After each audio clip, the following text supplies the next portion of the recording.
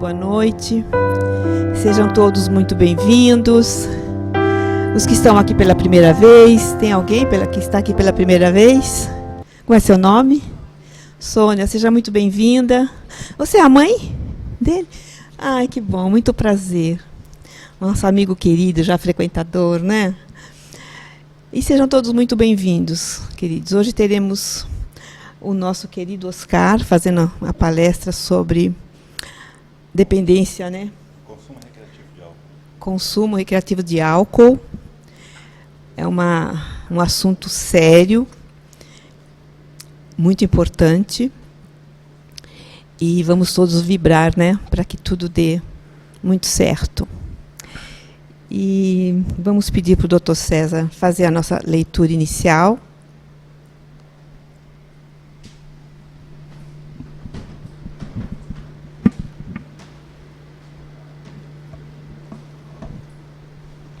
Boa noite a todos.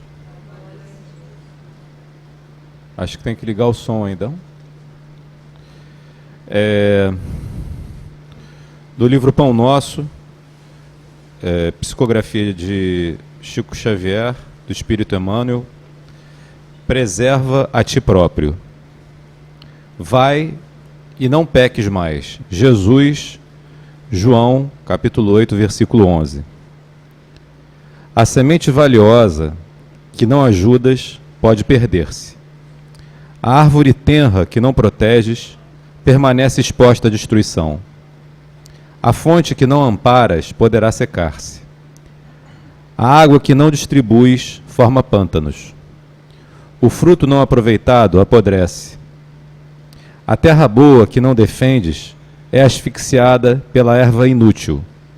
A enxada que não utilizas cria ferrugem. As flores que não cultivas nem sempre se repetem. O amigo que não conservas foge do teu caminho. A medicação que não respeitas na dosagem e na oportunidade que lhe dizem respeito não te beneficia o campo orgânico. Assim também é a graça divina. Se não guardas o favor do alto, respeitando-o em ti mesmo, se não usas os conhecimentos elevados que recebes para benefício da própria felicidade, se não prezas a contribuição que te vem de cima, não te vale a dedicação dos mensageiros espirituais. Debalde improvisarão eles milagres de amor e paciência na solução dos teus problemas, porque sem a adesão de tua vontade ao programa regenerativo, todas as medidas salvadoras resultarão imprestáveis. Vai e não peque mais. O ensinamento de Jesus é suficiente e expressivo. O médico divino proporciona a cura, mas se não a conservamos dentro de nós, ninguém poderá prever a extensão e as consequências dos novos desequilíbrios que nos sitiarão a invigilância. Muito bem. Já preparados, vamos fazer a nossa oração inicial, elevando nossos pensamentos ao nosso Mestre Jesus, sentindo a sua presença já, nos envolvendo com seu amor, com suas energias. Olhai, Senhor, uma vez mais a nossa família. Tu conheces nossas alegrias e esperanças, nossos temores e medos, nossos dramas e inquietudes. Queremos viver profundamente unidos, acolhendo a cada um com suas diferenças. Nossa casa precisa ser um espaço de acolhida da tua vontade, lugar de encontro e de partilha, asilo para todos que sofrem e precisam de conforto. Prepara nossos corações para viver o dom do amor, da solicitude e da justiça, para acolher teus desígnios e apelos. Olhai as famílias da terra, os bem constituídos e aquelas que vivem na instabilidade, das famílias sem pai e mãe, e aquelas que vivem dores e dramas. Queremos ser o sal da terra, a luz do mundo.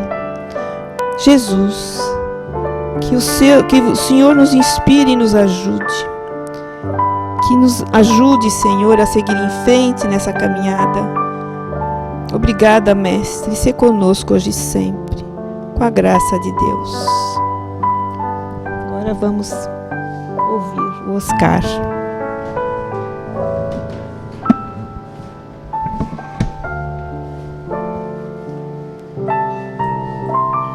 A todos, muito boa noite. Gratidão imensa ao Pai de luz e de amor que nos coloca em conjunto nesta casa, que nos coloca em conjunto pelas ondas da internet, da TV, de todos os meios disponíveis, para que possamos de alguma forma, de alguma sorte, sermos ferramentas num trabalho que abraçamos com tanto amor. Para quem não me conhece, estou nesta encarnação Oscar Martins. Sou conselheiro em dependência química, formado pelo GAEROL, Grupo de Apoio Espírita Rosângela Lima, que é um setor de tratamento em dependência química do GEMA, Grupo Espírita Mestre de Amor, que fica em Niterói. A nossa formação como conselheiros é conselheiros em dependência química na visão espírita. Tá? Passa o segundo slide, por favor. O que é o GAEROL? Iniciou-se no GEMA em 2002, setor de tratamento em dependência química e prevenção ao uso indevido de drogas, como já falamos. Conjuga o modelo utilizado pelas Irmandades Anônimas, modelo comportamental e doutrina espírita, sendo que é pioneiro no tratamento vinculado com o espiritual. Atende gratuitamente ao dependente químico em suas múltiplas necessidades e os seus familiares para que ele entre em recuperação. Múltiplas necessidades porque a dependência química, bem sabemos, é uma doença multifária. Inúmeras são as razões que levam alguém a se tornar um dependente químico. Inúmeras as razões psicológicas, inúmeras as razões sociais. Inúmeras as razões, não apenas uma. Não existe um fator preponderante que possa indicar quem será um dependente químico, nesta ou em alguma encarnação vindoura. Nós temos tratamentos com aconselhamento em dependência química, atendimento em clínica médica e psiquiatria, tratamento espiritual, atendimento psicológico, serviço social, arte na recuperação e tratamento familiar.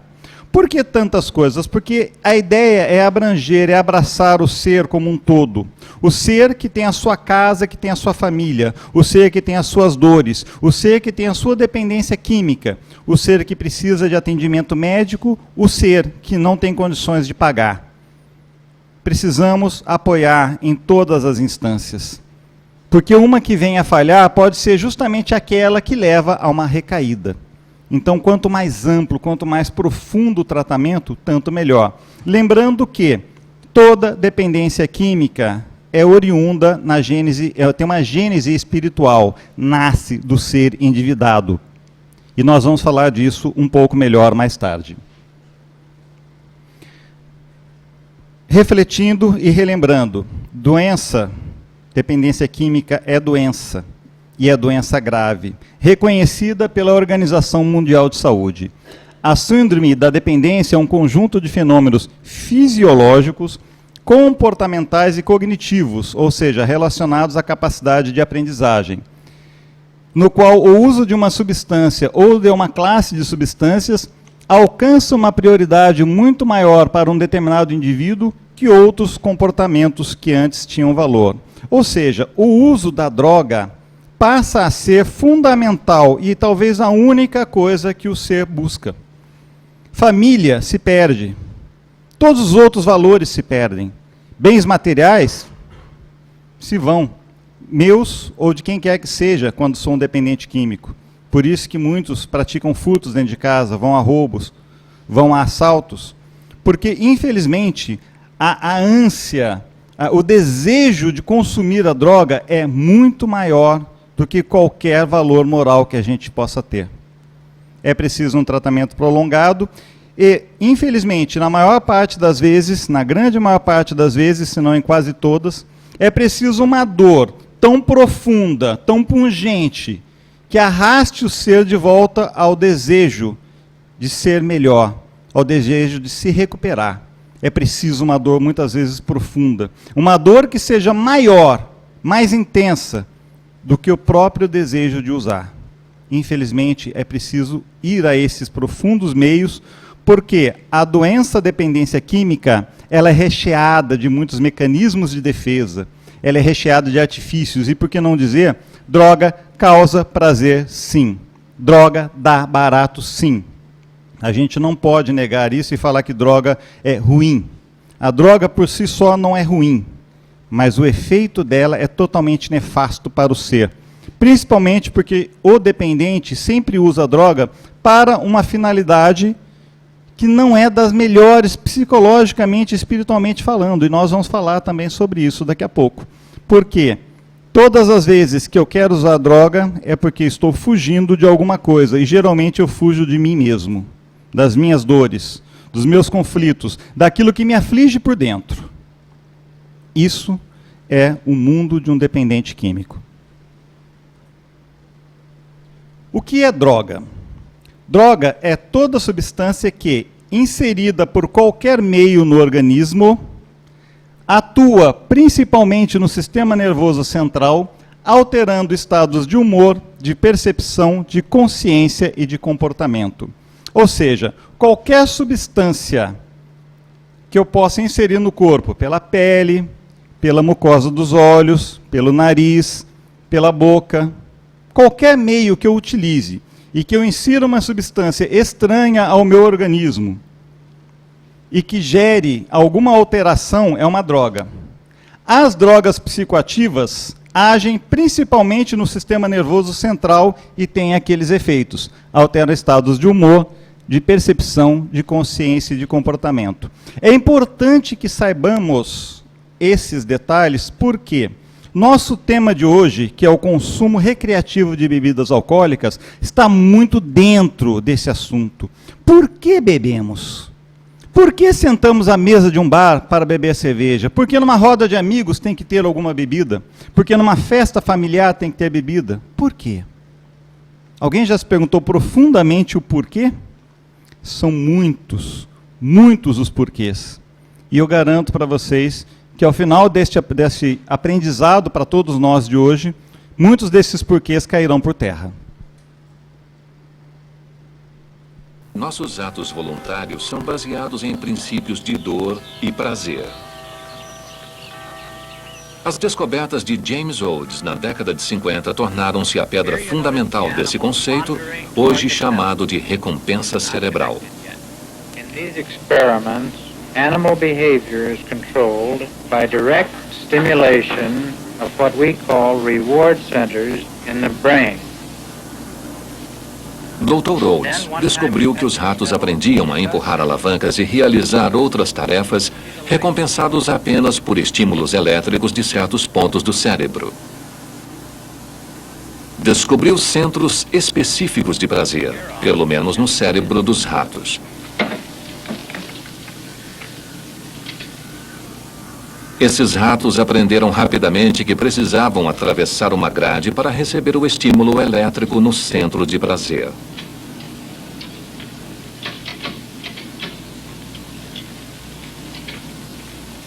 Now, I will electrify the grid.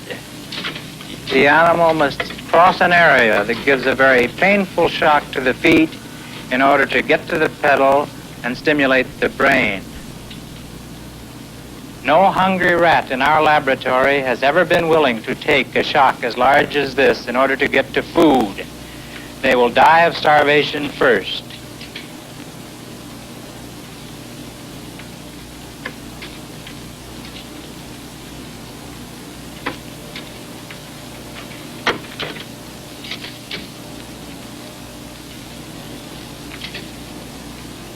This shows a rat is willing to pay a very high price in order to get to the pedal. O trabalho de Rhodes inspirou uma geração de pesquisas sobre o papel dos centros de prazer do cérebro. Hoje, seu trabalho é considerado um grande avanço no estudo dos circuitos químicos e elétricos envolvidos no aprendizado e na memória.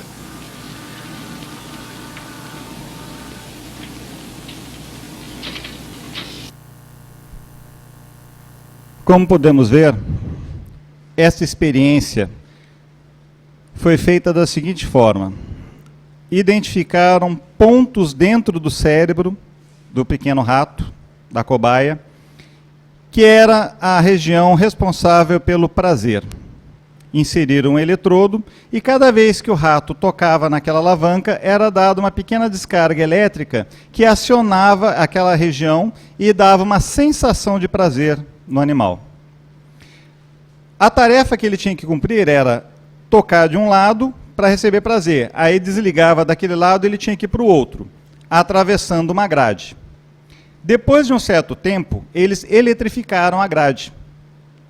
Quando o rato passava, vocês observaram que ele fica pulando, por quê? Está queimando o pé dele, está dando um choque que para ele é extremamente desconfortável.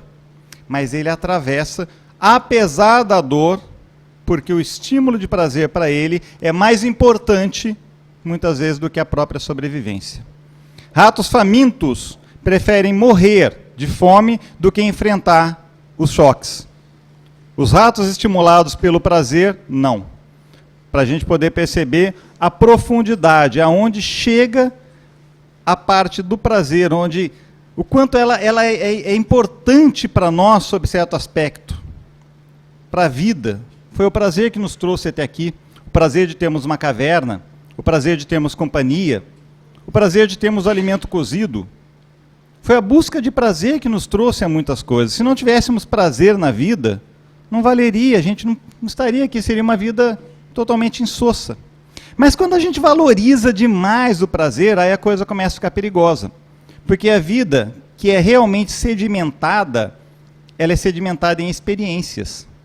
A vida que Jesus nos propôs para viver abundantemente é a vida abundante em todos os sentidos, nas dores que trazem para a gente a necessidade de reformulação de pensamentos, os contratempos que nos fortalecem, as perdas que nos fazem perceber que nada é nosso, tudo fortalecimento moral. E, infelizmente, pessoas que têm problemas de dívidas passadas carregam situações psíquicas muito difíceis. Vamos analisar o seguinte: pessoas que carregam muita culpa decorrente de vidas passadas, ou até desta mesmo, costumam ter depressão, costumam sentir muito vazio existencial, costumam ter uma profunda fome de afeto. E são esses fatores que levam à busca insana e incessante de prazer. Uma forma de compensar a dor que carregam.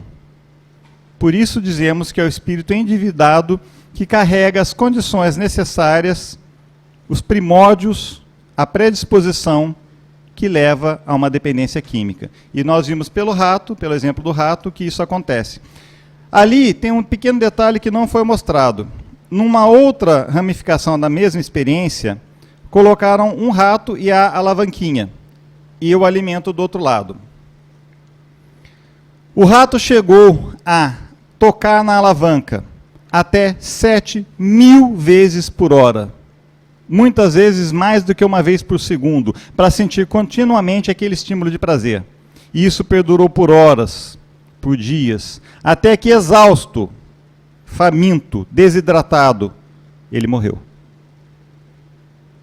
É o consumo da droga, é o prazer, é o desejo de buscar a droga, mandando na vida de um dependente.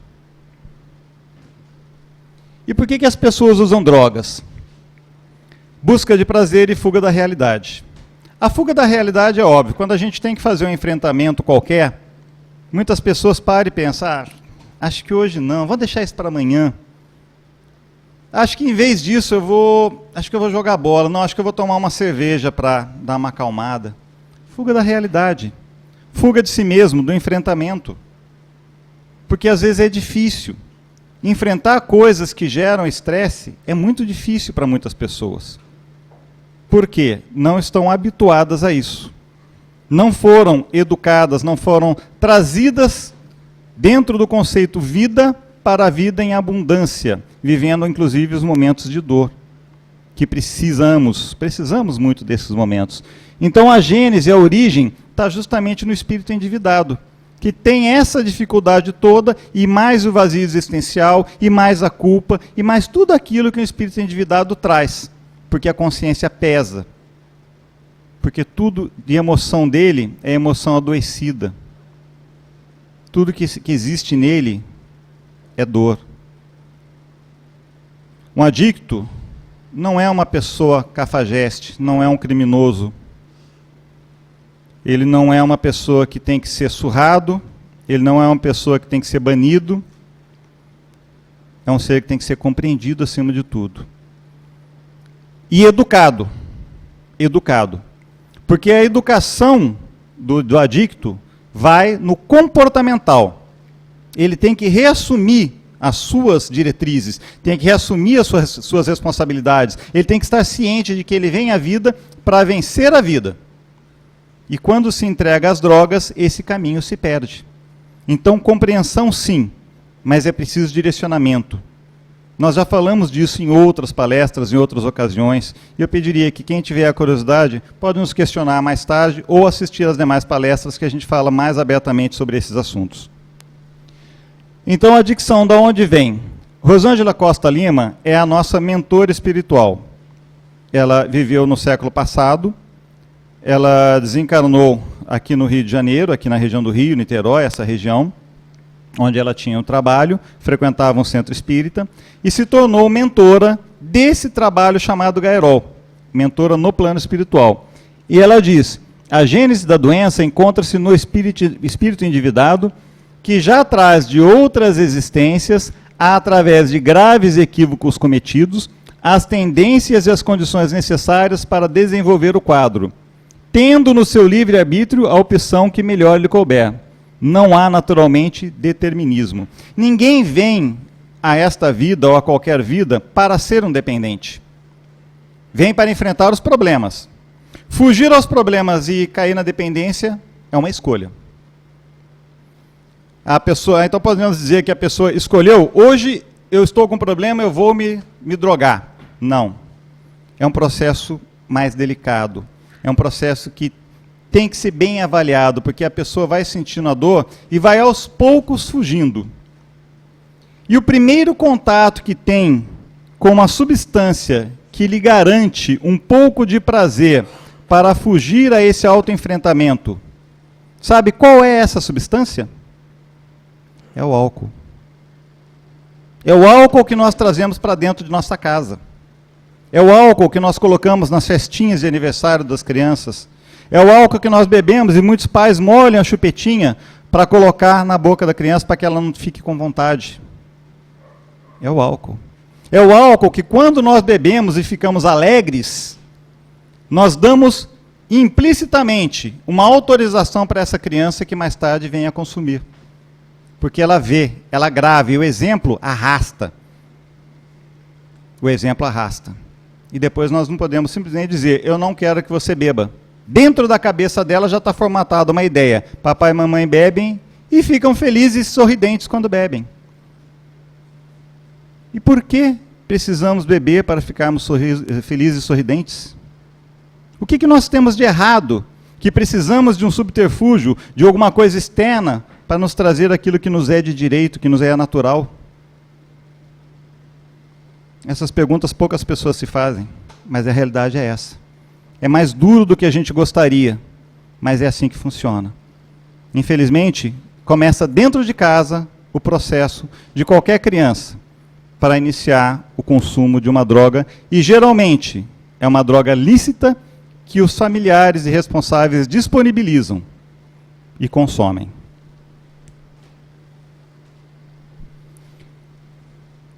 Falamos agora há pouco sobre os motivos pelo qual as pessoas bebem. Podem observar que é uma pessoa sem face, que ao acordar vai buscar a máscara que melhor lhe convém. Eu vou fazer uma pergunta para vocês que estão aqui comigo, me ouvindo. Alguém sabe explicar se bebe, quem bebe, para aqueles que bebem? Alguém poderia dizer, não, eu bebo só porque eu gosto do sabor, mais nada. Eu não gosto do efeito. Para mim o efeito é indiferente. Alguém pode falar, garantir isso para mim? Alguém pode garantir para mim que depois que bebe, mesmo que seja uma dose pequena, não se sente melhor? Às vezes não se sente mais alegre, mais desinibido? E aí eu pergunto, precisamos realmente disso? Precisamos nos entregar e entregar a nossa vontade para uma substância externa que nos manipula? Afinal de contas, eu sou eu ou eu sou o rótulo da bebida que eu consumo? Quem sou eu?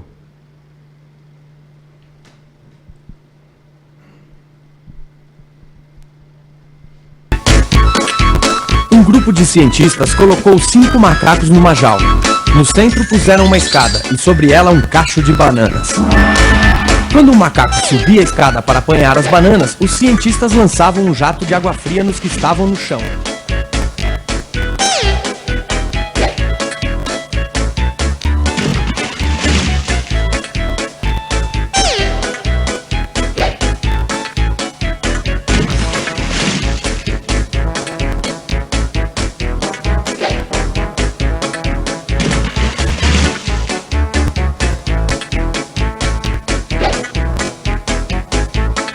Depois de um certo tempo, quando o macaco ia subir a escada, os outros enchiam-no de pancadas.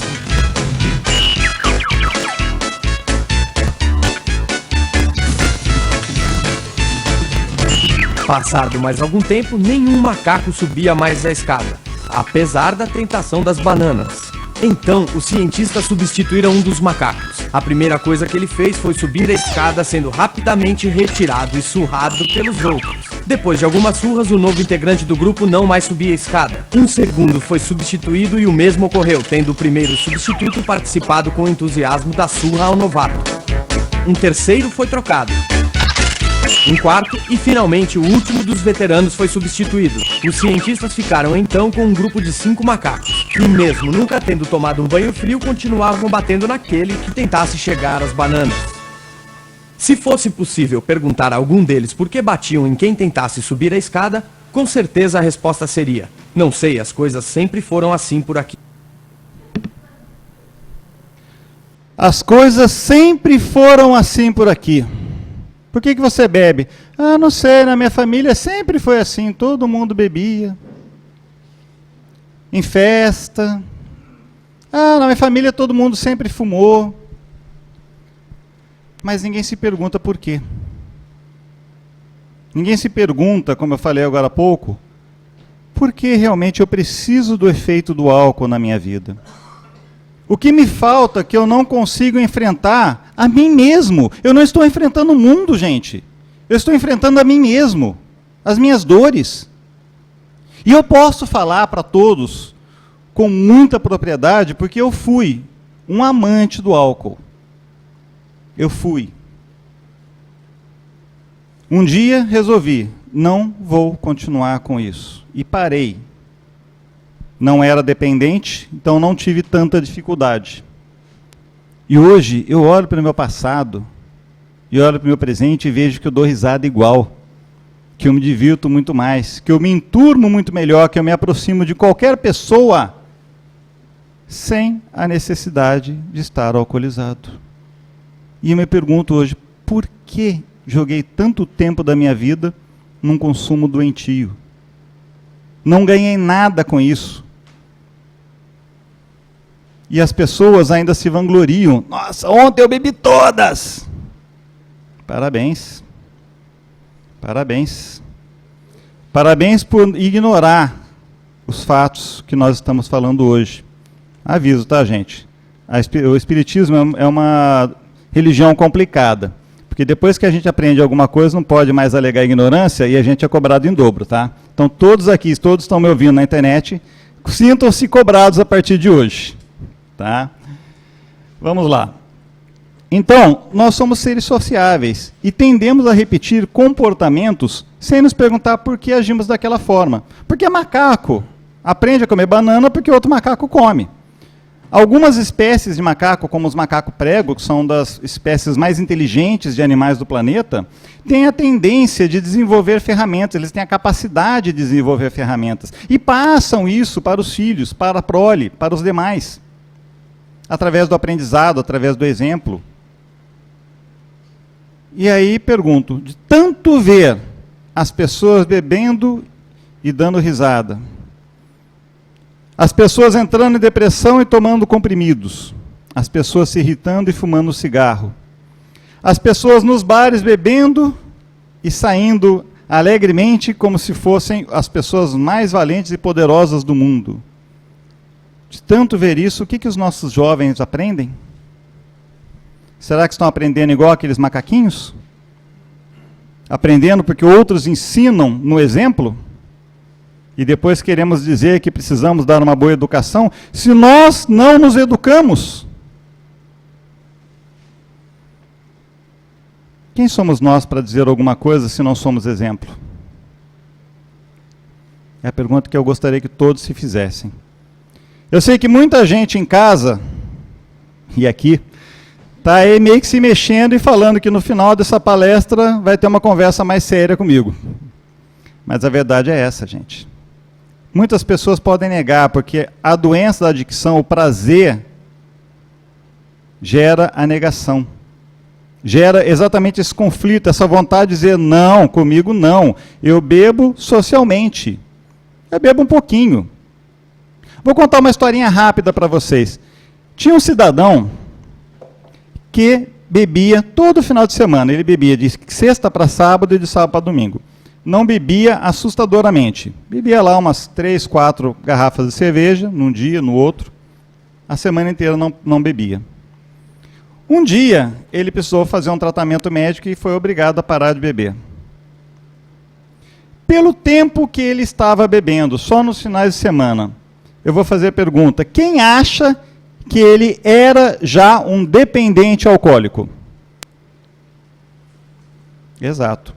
Ele era um dependente alcoólico, ele não conseguiu largar. Não conseguiu. Embora fosse espaçado, mas o organismo e a sua psique já estavam preparadas para regularmente receber a sua cota de prazer artificial. E quando ele precisou parar, ele teve uma queda acentuada, elevou acentuadamente o consumo. E viu-se um alcoólatra, um alcoolista, que precisou de tratamento urgente depois de 1 ano, porque o caso dele se tornou grave rapidamente.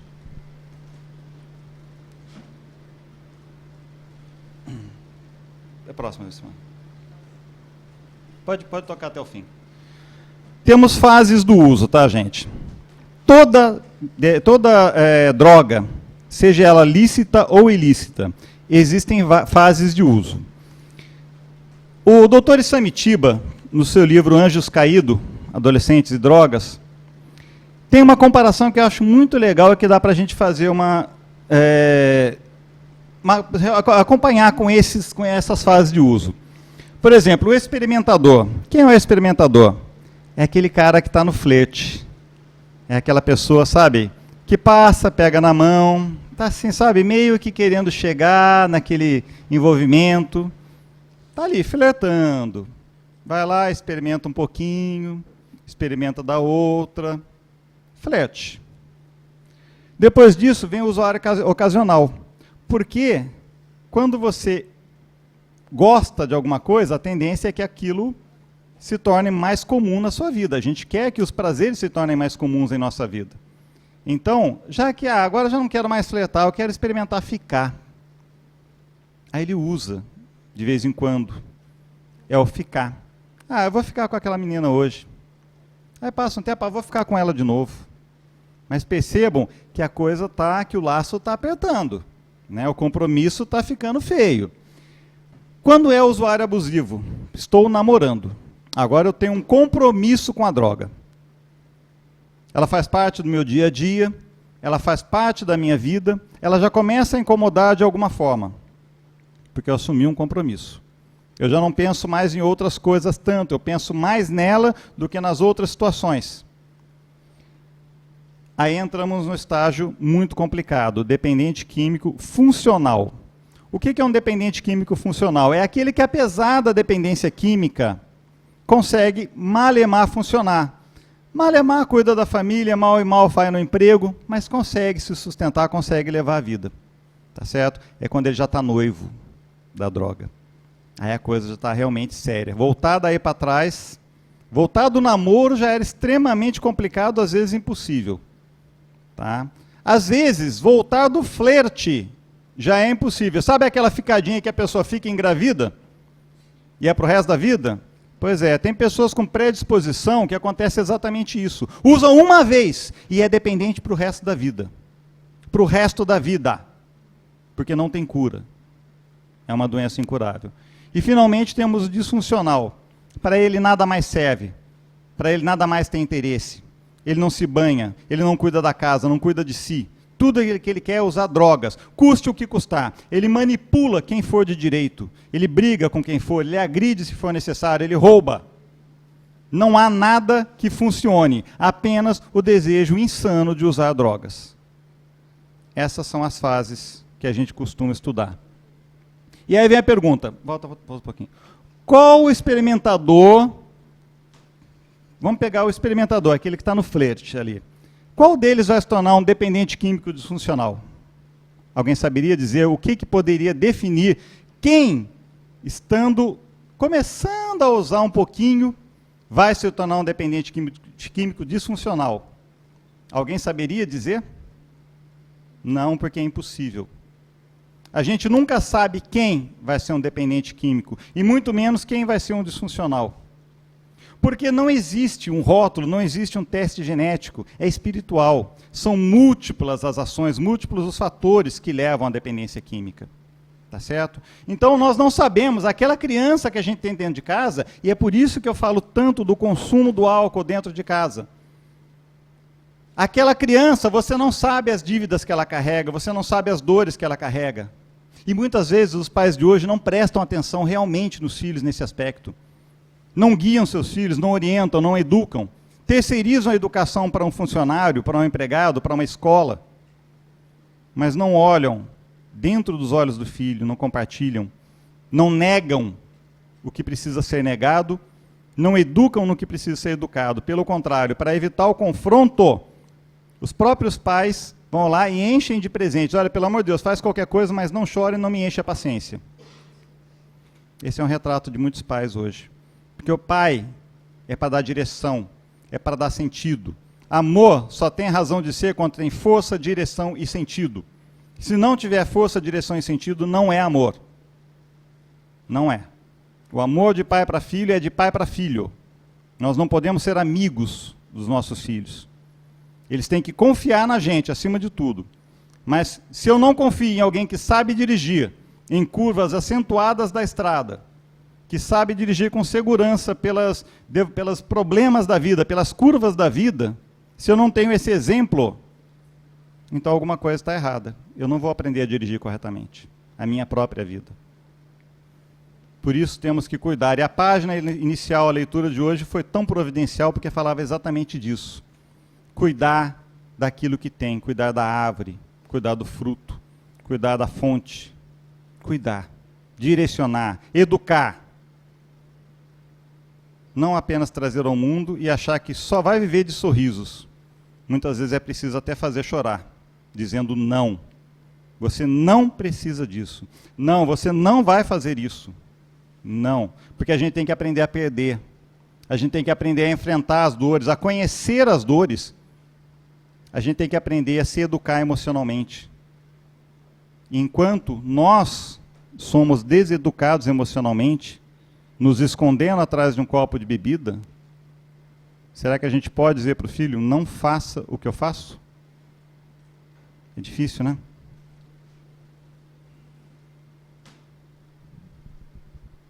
Não.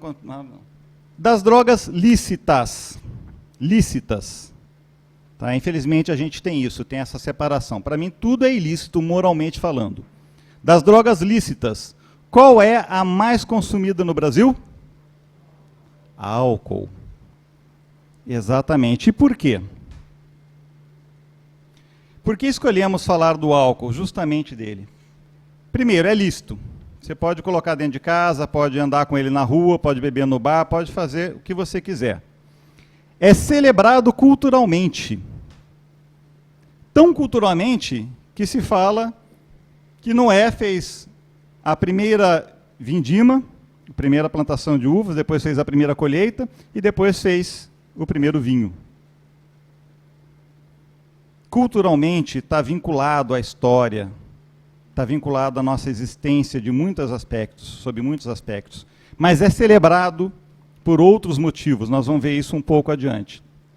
É a droga mais consumida, seu consumo é glamourizado e banalizado, está dentro das nossas casas e traz danos enormes para as famílias e para a sociedade.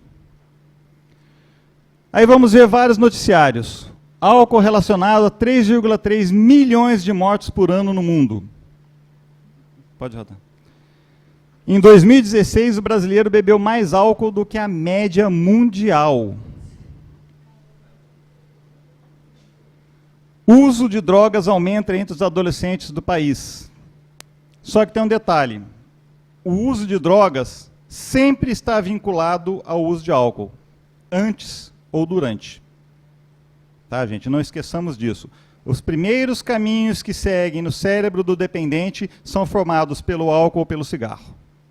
Sempre. Raramente, bem raramente mesmo, a pessoa começa já em algum tipo de droga ilícita. Então, as drogas lícitas são a porta de entrada real para o mundo dos dependentes químicos. Alcoolismo é cada vez mais frequente entre as mulheres. Realmente, a droga de escolha da maior parte das mulheres é o álcool, tá, gente? É o álcool. Porque o álcool seduz, afasta a solidão, tira aquele estresse, né? Bebida ostentação. Sobe no Brasil o consumo de uísque e de vodka, que são as bebidas pesadas, mas que todo mundo ostenta. Eu bebi uísque. Tomei uma vodka, que é daquela marca. Paguei R$300 pela vodka. Exato. Pagou R$300 pela vodka. R$300 que depois ele vai fazer xixi, vai jogar fora, vai ter dor de cabeça e vai ter fugido de si próprio. Vai ter usado um recurso para ser feliz e vai continuar sendo totalmente infeliz. Esse não precisa. E aí nós entramos na parte da avaliação de como as propagandas formatam o nosso pensamento, as propagandas das drogas. Olha só, picareta. Quem patrocinou? Skol. A Skol está relacionada à festa, a bebida alcoólica, aliás, está relacionada à festa, à animação, a povo, à união. Esse é o Rock in Rio. Skol Beats, está lá. Esse eu não sei o que é, mas percebem? Skin para todo lado, bebida para todo lado, sempre álcool, sempre a bebida. Como se, para fomentar esse povo se divertindo, fosse preciso usar algum tipo de droga. Não precisa. Ninguém precisa de droga para ser feliz, para se animar. Basta você se sentir bem.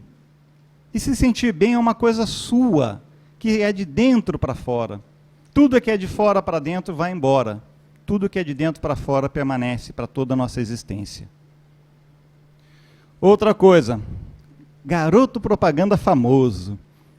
Lembram das propagandas de cigarro antigamente? Que tinham aqueles locais maravilhosos, homens robustos, mulheres chiques? Tudo vinculação com o nosso desejo central. Os nossos desejos centrais de sermos mais, de sermos melhores, com o nosso orgulho, com a nossa vaidade. Para que nos sintamos abraçados. De repente, eu vou beber a proibida porque o Antônio Fagundes faz a propaganda. Porque tem um cara famoso. E aí temos pessoas que foram ídolos da juventude, das crianças. Pode tocar. Esse ninguém precisa de comentário, né? Esse realmente... E mais, está presente em todas as festas populares, né? São João, Carnaval, fim de ano, está nos eventos esportivos, FIFA, tênis, Champions League. Bom, então vamos recapitular agora tudo o que a gente viu desses comerciais. Primeiro, vocês observaram que todas as propagandas estão vinculadas a gente jovem, bonita e feliz e celebrando com muitos amigos? Vocês repararam que todas as propagandas trazem mulheres exuberantes para mexer com o íntimo dos homens? E, olha, não é maldade que eu vou dizer, não. O homem tem uma mania que é a pior de todas. Tá? O homem, quando bebe, se ele vê uma mulher que antes ele olharia e falaria, olha, de 0 a 10 eu vou dar 1, quando ele termina de beber, ele está dando 8. A gente ri, mas é triste. É triste porque muda a percepção do ser, os conceitos. E pior, não se conceitua a moralidade, aquela presença, a companhia, não é isso. Se conceitua que os olhos veem na busca de prazer, continuando a busca do prazer, da conquista. Gente, quanta falsidade mais a gente precisa demonstrar a respeito da bebida? Jingles, porque aquelas musiquinhas que viralizam, que viram chiclete, fica na cabeça, aquilo é uma forma de formatar a nossa cabeça para que a gente queira aquela marca de bebida, para que pelo menos experimente, e ela vai se tornar a nossa droga de escolha. Vai se tornar a nossa droga de escolha. É exatamente isso que vai acontecer. E entra ênfase na bebida como motivador principal. O mundo pode estar se acabando, mas eu estando com a minha bebida, está tudo bem, tudo lindo, maravilhoso. Ou seja, se eu estiver com aquele objeto que me dá prazer, eu quero mais é que o mundo se exploda. O problema é que a gente explode junto. O problema é que a gente vai junto. E a gente precisa ter esse conceito de que somos manipulados continuamente. Somos verdadeiras marionetes, verdadeiros fantoches. É isso o que nós somos quando nos entregamos, simplesmente porque vemos a propaganda, porque vemos outras pessoas, porque procuramos alegria. É a bebida nos manipulando internamente. O caso de bebida sofisticada, o padrão é diferente. O uísque mostra aqueles carros luxuosos, aquelas casas fantásticas, né? Tudo trabalhando nossos desejos centrais de riqueza, de felicidade, como se a felicidade fosse ter dinheiro. Como se a felicidade fosse ter uma mulher linda, maravilhosa, fisicamente falando ao seu lado. Como se a felicidade fosse estar embriagado, mesmo que o mundo esteja acabando. Porque depois que tudo passa, que o efeito passa, a tristeza volta. E volta pesado. Veja só os comerciais, para a gente tirar as dúvidas. O som não está saindo, mas alguém deve se lembrar. Eles alugam uma casa de veraneio e a casa não tem nada a ver com o que está na foto. A casa está caindo aos pedaços e ainda tem uma capivara saindo lá dentro. Aí a pessoa vai tentando contornar. Não, a casa não é tão ruim, vamos entrar, vamos fazer uma limpeza. Ah, galera, até que não tá tão ruim assim, né? Ah, não tá ruim mesmo não, pô. Tem até uma hidromassagem aqui, ó, rapaziada. Isso aqui é um requinte, né? Um resort. Tudo bem? Caraca. Nossa, foi isso? Skol. A vida manda quadrado, você devolve redondo.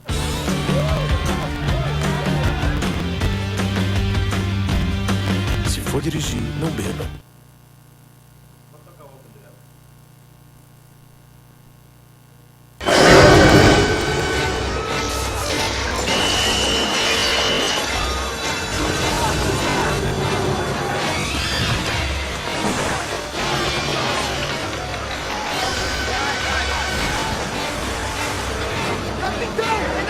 ali! Ei, vocês! Ainda tem espaço nesse último bonde! Vem! Tem lugar pra escola, né? Não cabe! Tem só os 4! Não. Pô, desalmado você, hein? Tem coração, hein, capitão? Quer saber? O senhor vai. E a gente fica. A gente fica. Não, tchau. Rema, capitão. Rema. Skol, um por todos, todos por uma. Vamos tomar mais um. Essa aqui tá trincando. Se for dirigir, não beba. Vocês perceberam o que nós falamos? A manipulação do nosso centro emocional? Principalmente nesse último, um detalhezinho, o capitão falando, venham, salvem suas vidas. Que é isso, desalmado, hein, capitão? Desdenhando porque a escola é mais importante do que a própria vida. E isso fica dentro do cérebro, isso é gravado. A gente para pensar com mais leviandade. A gente leva a vida na leviandade. Infelizmente a realidade é essa, porque acerta exatamente nos pontos que querem acertar. São profissionais trabalhando para desenvolver essas propagandas no modelo que nos atinja onde é necessário atingir. Não pensem que esses comerciais são só de gente criativa que querem fazer um comercial bonitinho. São direcionados para atingirem uma missão. E atingem. Lembram dos ratinhos tomando choque? A experiência mostrou que os camundongos, mesmo ao levarem um choque elétrico, retornam ao alimento. É que como a recompensa é boa, eles se esquecem da experiência ruim. Bichinho estúpido, né? Pegar uma escolzinha. Isso aqui tá dando choque, sabia? Eu também quero. Isso aqui tá dando choque, você sabia? Pega pra mim aí. Claro, porque eu não pegaria, velho.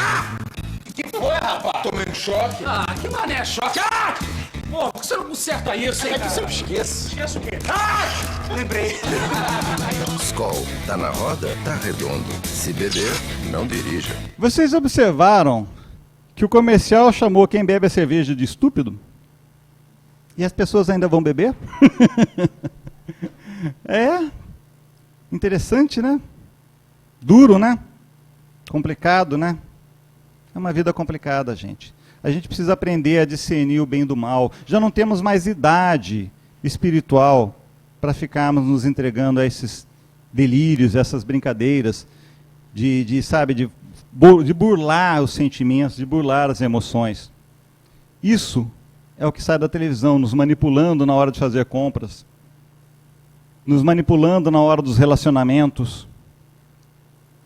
E o problema é, quando gostar muito se transforma em dependência e o prazer se transforma em dor. Porque a dependência é um processo progressivo. É progressivo. Depois que se instalou, a tendência é só piorar. E é fatal, porque só tem 3 fins: cadeia, internação, morte. Só tem esses 3 fins para quem continua na dependência sem tratamento. A realidade é essa. E ali, trabalho, estresse e dinheiro. E eu no meio, triste, porque estou cheio desses problemas. Aí alguém me chuta para um lado de um outro bonequinho, que é a cerveja, eu abraço e fico feliz. E os problemas desaparecem alegremente, como se nunca tivessem existido. Quando acorda, a gente ainda tem a dívida do bar para pagar, né? Chegando agora na parte mais importante. Então, qualquer consumo de álcool é complicado? É. Pelos motivos que já falamos, ninguém sabe quem vai ser um dependente químico. E outra coisa, nesta encarnação, quem consome qualquer tipo de droga, seja como um usuário, seja como um experimentador, está marcando o perispírito para a próxima encarnação. E na próxima encarnação ele pode ser um dependente químico. Quem disse que nós vamos curar todas as nossas dores nesta encarnação? Quem disse que isso vai acontecer? Nós estamos marcando, porque o nosso perispírito vai com todas essas mensagens do que a gente viveu até o fim, nesta encarnação que estamos. Então nada garante que nós, com o consumo, não estejamos nos programando para sermos dependentes na próxima encarnação. Não sonhem que somos seres maravilhosos. Pelo contrário, somos seres muito sofredores ainda. Tá? Só para a gente falar rapidamente. Na menor concentração de álcool, de 0,01 a 0,05, Já temos a diminuição das funções de vários centros nervosos, comportamento incoerente ao executar tarefas, diminuição da capacidade de discernimento e perda da inibição, leve sensação de euforia, relaxamento e prazer. Pode rodar direto até o fim desses quadrinhos. Pode rodar. Eu não vou investir falando em todos. Volta, por favor. Sei não. Eu não vou investir falando em todos, porque o nosso tempo daqui a pouco não vai dar mais. Mas se pegarmos só o primeiro quadro, que é o estágio mais leve do alcoolismo. O estágio mais leve que o nosso organismo está reagindo. E vou perguntar para vocês que dirigem. Estou indo tranquilamente pela estrada e vejo pelo meu Waze, vejo pelos grupos sociais que tem uma lei seca pela frente e eu tomei um copo de cerveja. Na verdade, um copo de cerveja menos um pouquinho, né? E aí eu escolho um outro caminho para fugir da lei seca. E aí, no meio do caminho, eu encontro uma pessoa de bicicleta que está atravessando imprudentemente. E eu, por 10 centímetros, esbarro na roda da bicicleta, derrubo a pessoa bate a cabeça no chão e morre. Vocês querem ver onde eu quero chegar?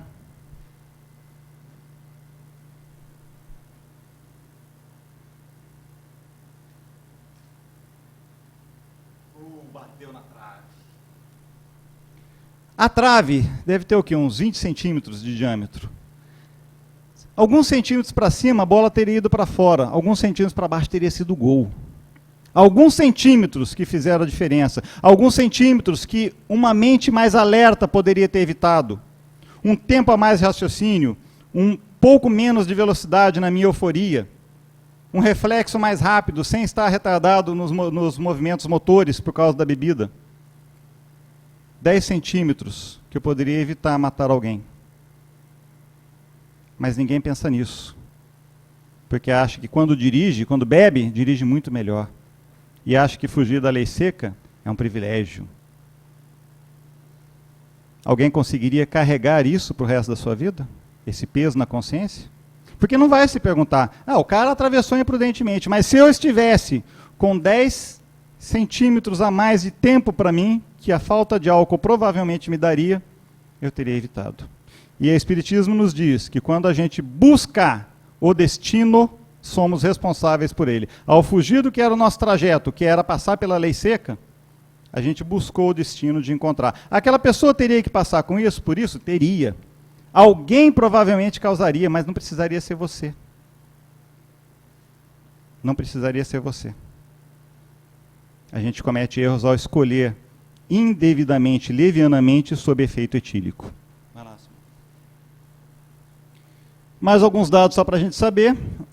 60% do preço da bebida é imposto, tá certo? Então imaginem, com a quantidade de álcool que se consome nesse país, se o governo vai querer abrir mão disso. Alguns índices para a gente saber. A caipirinha tem 76% de impostos. A cachaça, 81%. A vodka, 81%. Ou seja, quase tudo que você paga é imposto na bebida alcoólica. Você acham que o governo vai abrir mão disso? Vai querer fazer uma propaganda para dizer, olha, não bebam, apesar da sua saúde estar em jogo, em risco?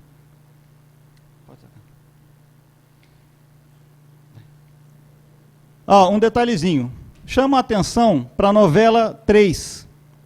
715 mil reais é o preço de um comercial de 30 segundos no horário nobre da Rede Globo.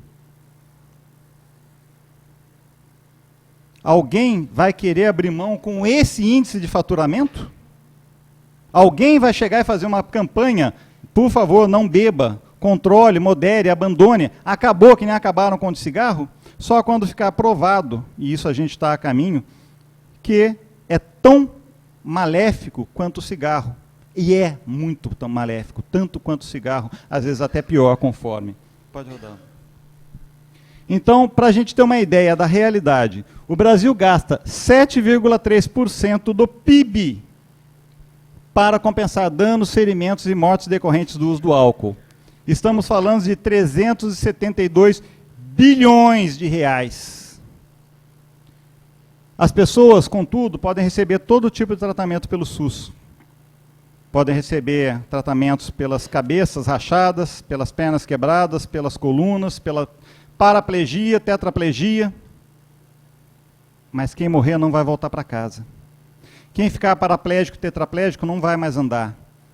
Quem ficar com as funções cerebrais danificadas não vai poder mais trabalhar, vai virar um dependente de outras pessoas. Doenças terminais como cirrose grave, avançada, câncer. E a gente fala muito da corrupção que levou milhões e milhões, mas o nosso egoísmo leva 372 bilhões todos os anos para o fundo do ralo.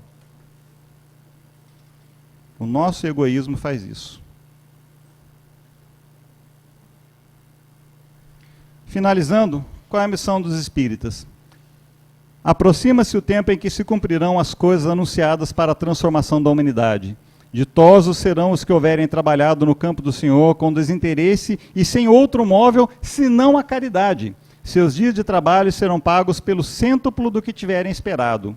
Como suplicais graças, vós que buscastes a vossa recompensa nos gozos da terra e na satisfação do vosso orgulho?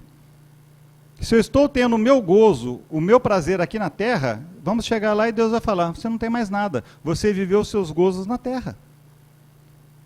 Justo? O que nós fizemos em prol?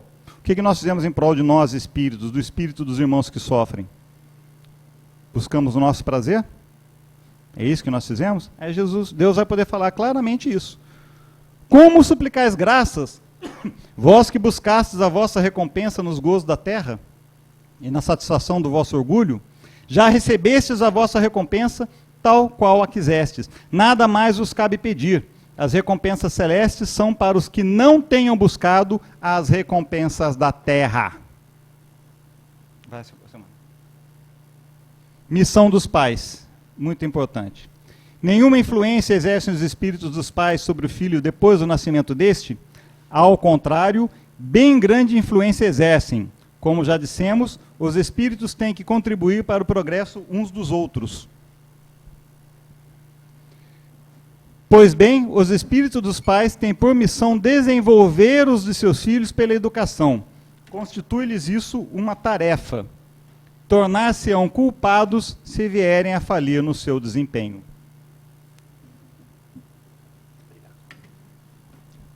Por outro lado, são os pais responsáveis pelo transviamento de um filho que envereda pelo caminho do mal, apesar dos cuidados que dispensaram? Dispensamos todos os cuidados? Cuidamos como tínhamos que cuidar, demos a educação necessária, fizemos tudo o que podíamos, realmente de bom para o nosso filho? Fizemos. Aí os espíritos dizem, não tem responsabilidade. Porém, quanto piores forem as propensões do filho, tanto mais pesada é a tarefa, e tanto maior o mérito dos pais se conseguirem desviá-lo do seu mau caminho. Filho é uma tarefa, é uma missão. Não é uma bênção, não é uma coisa que a gente recebe porque a gente é filhinho de Deus e Ele quer que a gente seja feliz. Ele nos dá para que eduquemos, para que nos eduquemos através da educação deles, para que façamos o mundo progredir através do nosso trabalho de educação. Filhos são responsabilidade, não são meramente amores que nós trouxemos para cuidar, como se fosse tudo aquilo que nós sempre sonhamos para tratar como conto de fadas, porque sabemos que contos de fadas não existem. E assim, prevenir é a melhor decisão.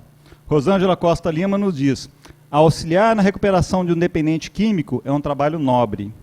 Impedir que uma criança venha se tornar um dependente químico é um trabalho nobilíssimo, é maravilhoso, é pleno. Porque depois que entrou, já está feito o estrago e comprometido até a próxima existência ou até as próximas. Mas se a gente consegue evitar, Deus vai olhar para nós com muito amor mesmo. Eu vim para que tenham vida e a tenham com abundância. E como eu falei, vida em abundância é viver tudo, é viver na plenitude, é viver tudo aquilo que nós temos, as dores, as emoções, aquilo que nos machuca, aquilo que nos falta, a fome. Viver, mas saber viver. Saber viver nas tempestades, com Deus no coração, com fé a guiar nossos passos. Não fugindo para o momento de devaneio, buscando a droga ou o que quer que seja. Não fugindo de nossas próprias responsabilidades, não fugindo de nós mesmos, porque os maiores fantasmas somos nós. Os nossos maiores fantasmas somos nós. Última recomendação. Para os dependentes químicos, em geral, bebida alcoólica é um veneno. Para os pais, para os familiares, para aqueles que nos ouvem, que nos veem na televisão, onde quer que estejam, que tem um dependente químico na família. Não insinuem, não ofereçam, não compartilhem, não permitam o uso de bebida alcoólica. Seja ele dependente químico em recuperação, seja ele dependente químico na ativa.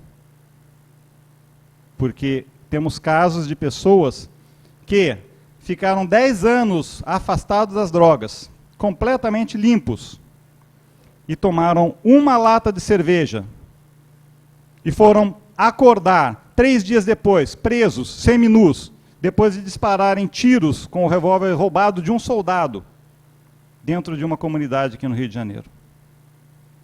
E o vício voltou como se nunca tivesse parado, porque dentro da mesma vida, ou em vidas afins, vidas contínuas, o que acontece? Se você começa a queimar uma vela, quando você reacende a vela, ela não vai começar lá do princípio, ela vai começar de onde parou.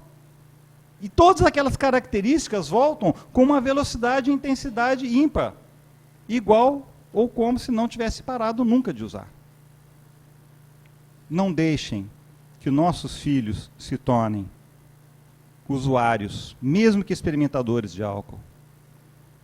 Não deixem que nossos pensamentos sejam guiados pelo álcool.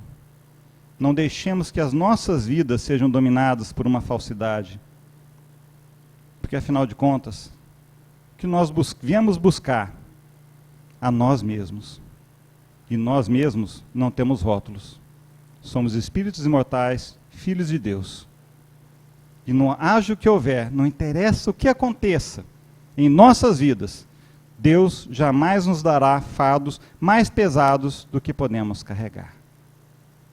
Fé, amor, acima de tudo por nós mesmos e por aqueles que estão vindo depois, que são nossas crianças.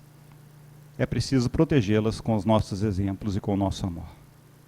Gratidão a todos, muito obrigado, fiquem com Deus. Oscar, tenho certeza que suas palavras chegaram e tocaram fundo as pessoas, através da nossa web TV, né, da TV Nova Luz.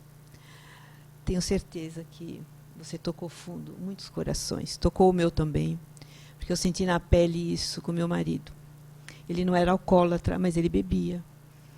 E o álcool afetou os lóbulos frontais dele, ele ficou débil, desencarnou. E foi comprovado que a bebida contribuiu muito, não foi só isso o problema dele, mas a bebida contribuiu muito para que a doença se desenvolvesse com muita rapidez e ele desencarnou em função disso. Então, meus queridos, vamos pensar seriamente nisso. Nossas crianças, nós mesmos, né? Vamos pensar muito sério nisso, que é uma coisa que toca muitos e muitos em todo o planeta. Vamos à nossa oração agora.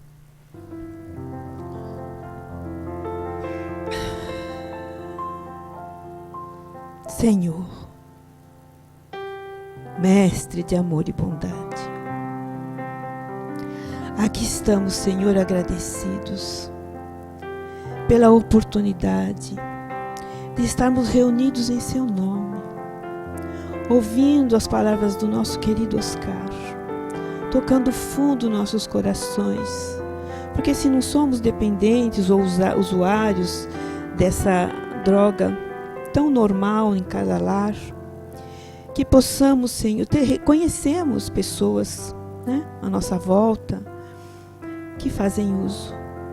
Por isso, Senhor, pedimos, esteja em cada lar, em cada coração, em cada ser da humanidade, Senhor. Abra os seus corações, abra nossas mentes, Senhor, para que possamos seguir em frente nessa caminhada que nos leva a Ti, nos aproxima mais de Ti, Senhor. Ó Mestre de amor e bondade, que Suas bênçãos de luz sejam derramadas sobre todos nós, sobre esta casa de acolhimento, de amor, casa de Eurípides, esse amigo tão querido, esse mentor espiritual dessa casa. Senhor, sê conosco hoje e sempre, com a graça de Deus.